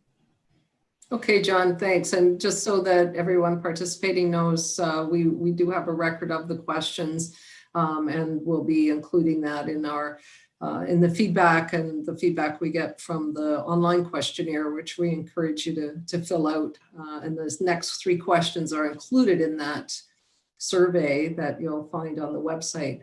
And you'll have options for responses. But we just wanted to spend the next 10 minutes or so having the same type of a discussion where we use the Q&A for your comments around 3 specific questions. So I'll pose the question and then read some of the comments. So this is more to give us a little flavor of some of the things that you think are important in this study and the things that we should be paying attention to. So what are the most important aspects of the flood risk assessment? In other words, what type of outputs or results would you think are the most important? If you could just pop some ideas in the Q&A. This might be something like emergency response or short-term solutions, long-term solutions, those types of things might be important aspects to you, but those are just some thought starters.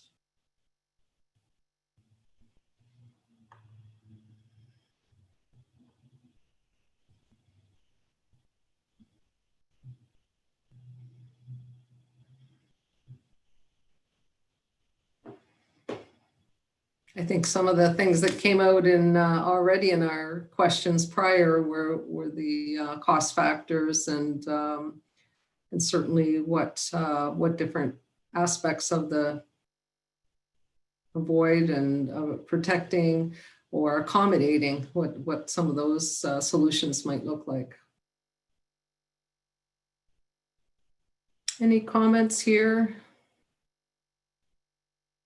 I'll just give you another minute to type something in if you'd like. If not, certainly again you can make your comments in the survey, and of course those will all be anonymous and summarized in once we have the end of the response period, which will be November 27th.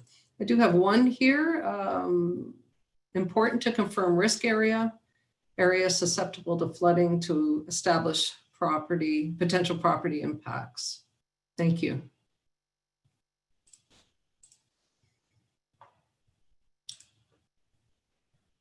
If there's no others, maybe we'll just move to the next question, Pete. Oh, wait a minute, I might have got one here. Assistance to residents for short-term solutions should be provided. Long-term solutions should not be a Band-Aid. Climate change is real, so solutions should be accommodating. This needs to be coordinated with other climate adaptation strategies and must include areas treated separately at this time. All parks should have a natural heritage lens that is specifically to mitigate flooding. Thank you for those responses. I appreciate that. Let's have a look at our second question. With respect to flooding and erosion hazards, where are the most vulnerable areas in Tecumseh? So some of the problem areas, give us some insight as to what problem areas you're thinking about as you travel through the town of Tecumseh and specifically this study area.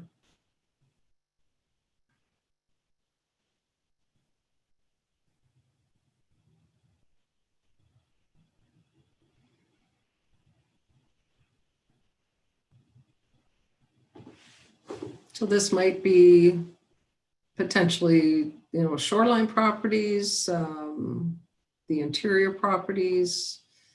Those are just some examples of potential vulnerable areas. You may be aware of others that you'd like to share with us. Pike Creek erosion with the increased use of paddle boarders and recreational use.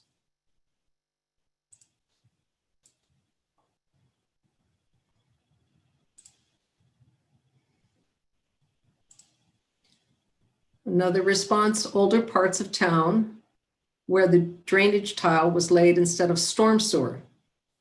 Rural cross sections with undefined drainage systems.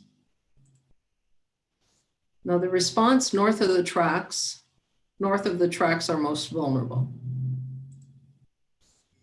And another person agreeing that Pike Creek and the lakefront.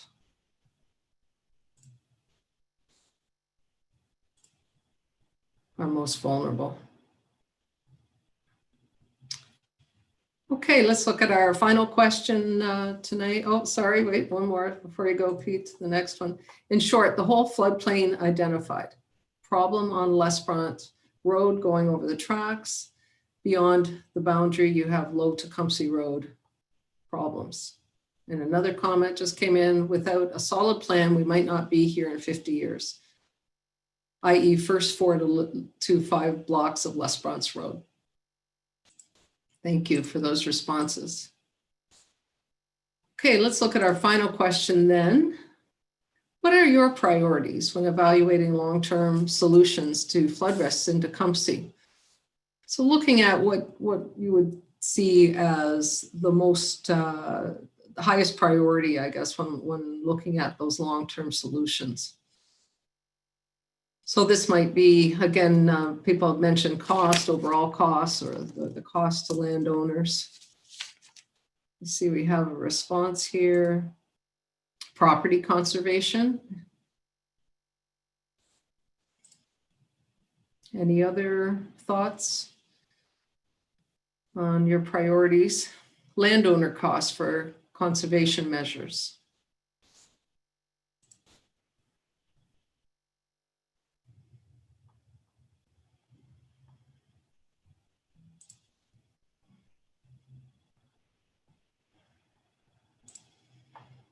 A coordinated response from all levels of governments to assist breakwall upgrade, for example.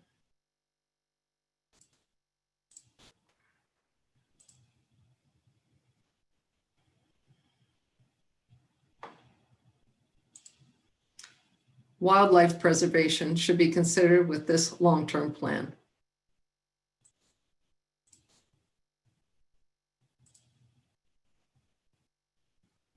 Some great feedback on all 3 questions. And again, can't emphasize enough the value that your comments and your feedback bring to this study so that the solutions can be co-created. And another comment, sewer and water infrastructure.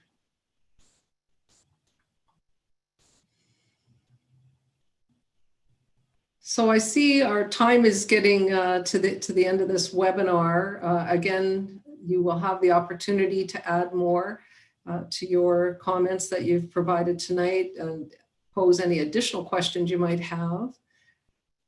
We do have on the website, if you can go to the next slide. Thanks, Pete. The comment sheet is found at on the Tecumseh.ca website /shoreline management plan. And you'll find there a link to the survey. You can fill that out. There's some options that you'll be given, plus lots of comment boxes. And we'd love to hear from you. And please share this comment sheet with others if your neighbors or others that have an interest in the community with this particular this study, and ask them to go to the website, review the webinar tonight. It will be posted on the website for those that were unable to attend tonight. They can review the slides, go through the presentation, and then provide their comments again up until November 27th. We'll be asking for that deadline, and we'll let people know. So, so we'd like to finish by thanking you for your participation tonight and for your valuable input. And we'll also a reminder that there will be 2 more public information centers, one in January 2021, and then a third and final pick in the spring of 2021. So you will be notified about those dates, and they'll be both in the afternoon and evening again. So we do appreciate your participation tonight, and I'll just see if John wanted to give us some final words. Thank you, Janice. On behalf of the town, I would just like to thank all of our participants and our presenters. Information provided is very important as we move forward in this study. We are at the beginning stages of the study too. While they've done a fair bit of field work yet, there's still a lot of analysis to do. So unfortunately, some of the questions raised tonight, we aren't in a position yet to provide good answers on. But as we move forward in this study, there will definitely be more information available to our residents. And we look forward to those future public meetings and hope that everybody has the ability to participate as well. If it's virtual or if we're able to get back to more normal meetings one way or another, we will ensure that we are able to convey this information properly out to the public and receive the feedback. So thanks again, everybody, and I hope everyone has a great night. Thank you to everyone on the panel and for your participation, those of you who participated this evening. So thank you, and that'll be the end of the webinar.